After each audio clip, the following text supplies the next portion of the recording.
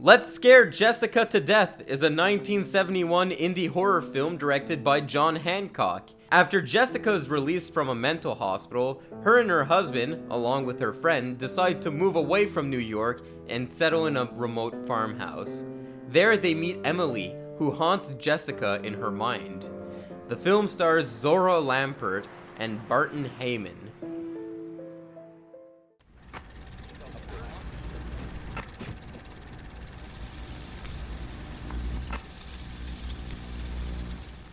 Howdy folks, welcome back to Garage. I almost said Stephen King-a-thon, which is funny because during the Stephen King-a-thon I was always about to say Zombie-thon. But welcome back to Garage Vampire-thon, where every day, for the month of October, we revisit a vampire movie. Today we're talking about Let's Scare Jessica to Death, which was a movie that's always been on my watch list because I understand it's a very culturally important movie. This movie has been praised by many individuals. Rod Sterling said that this was one of his favorite horror movies. That's the creator of The Twilight Zone. Stephen King also said that this is one of his favorite horror movies. And I can definitely see why. For a 1971 indie horror movie that probably had a very low budget, it's a very effective movie because this is truly a psychological horror movie. And I feel like people throw that term around a lot. Oh, as soon as it's not a cheesy Blumhouse movie, it's a psychological horror movie. No, this is truly a psychological horror movie because you're just wondering, am I going batshit crazy watching this movie? Who's right? Is Jessica mad? Am I mad? So that's where the psychological element comes into play. And I would definitely say that this movie is ahead of its time when it comes to its pacing. It's definitely a slow burn, so it's not going to be for everyone, but it definitely worked for me. Now, I do understand that this is an old movie. I do understand that it was a very cheap movie to make. So there are some things that are outdated.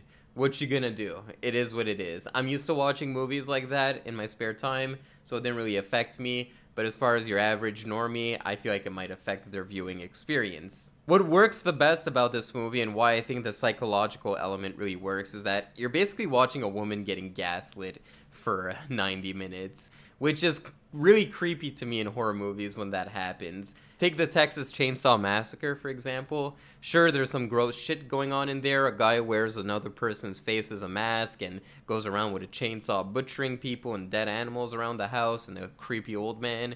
Yeah, all those things are creepy to me, but the thing I find the creepiest about Texas Chainsaw Massacre, and truly about the whole Texas Chainsaw series, is that you're alone in this town and you're the only sane person.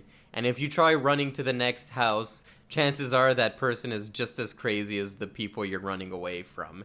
That's kind of the thing. I hate it in horror movies. Well, I like it, but it gets under my skin in horror movies when someone just has no escape, no way out. That's what works about this movie. This character, Jessica, can't escape her mind. Her mind is going to go with her wherever she goes.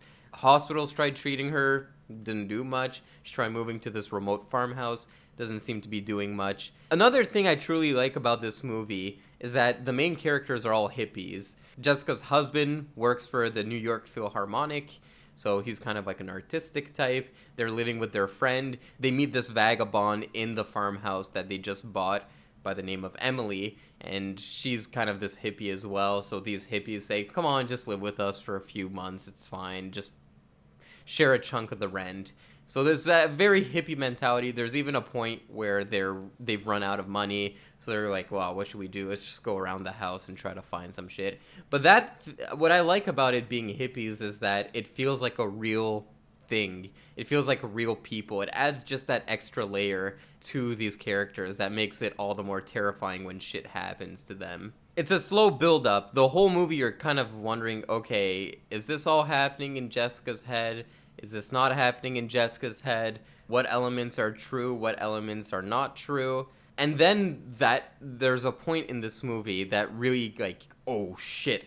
And that moment is the moment where Jessica pushes Emily into the lake, and Emily comes out and she's wearing a wedding dress.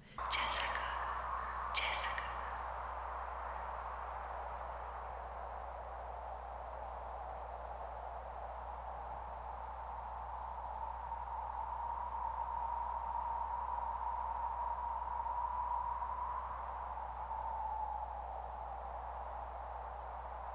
Stay. And at that point, you're just like, oh, fuck. That's like the point where you're like, yeah, this Jessica is not fucked up in the head. She's seeing shit and it's really there. Yet, the movie decides to leave you with an ambiguous ending. An ending in which Jessica kills her husband, and we don't really know if this is all happening in her mind or if this is really happening.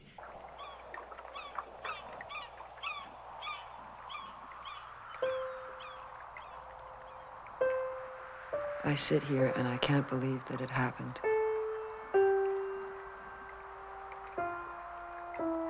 And yet I have to believe it. I don't really like ambiguous endings for the most part, but here it really works because you're dealing with that constant gaslighting, and the ending doesn't offer you any answer, giving you that extra layer of paranoia that comes from the gaslighting. Another thing that I truly liked about this movie is the burden that comes with having a loved one with mental illness. At a certain point in this movie, Jessica's husband cheats on her and goes for Emily, the creepy bitch. And yeah, it's like, it must be tough. Like, I felt bad for him, even though he's doing something that's truly disgusting. Don't cheat on your loved ones. Here on Garage Movie Club, we don't promote infidelity. But yeah, he cheats on his wife, and you can kind of understand where he's coming from, even though you don't really approve of this behavior. No! Don't get excited. You think I'm hopeless? You be quiet! No! Be quiet! No! Leave me! Will you be Leave quiet? me! Will you be Leave quiet? me! I'll hear you!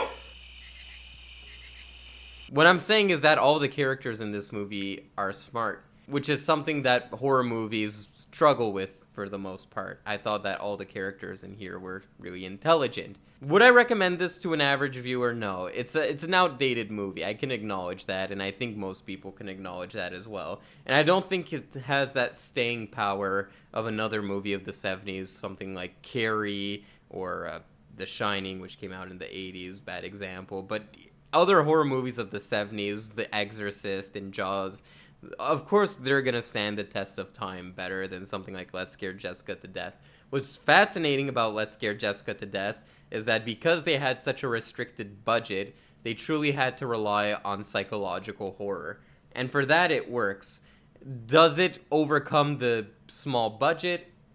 It depends on the viewer. I can see past that. I don't know if the average viewer will. For me, I enjoyed this movie quite a bit. It was really fun. And I think this is one, either my aunt or my dad really likes this movie. And it was on my IMDb watch list, but this is the first time I'm watching it. So, good on this movie. And if you're an aspiring filmmaker, give this one a shot. It'll show you what to do with a small budget. And on that note, take care, guys. I'll see you tomorrow for more Garage Vampire-thon. Take care.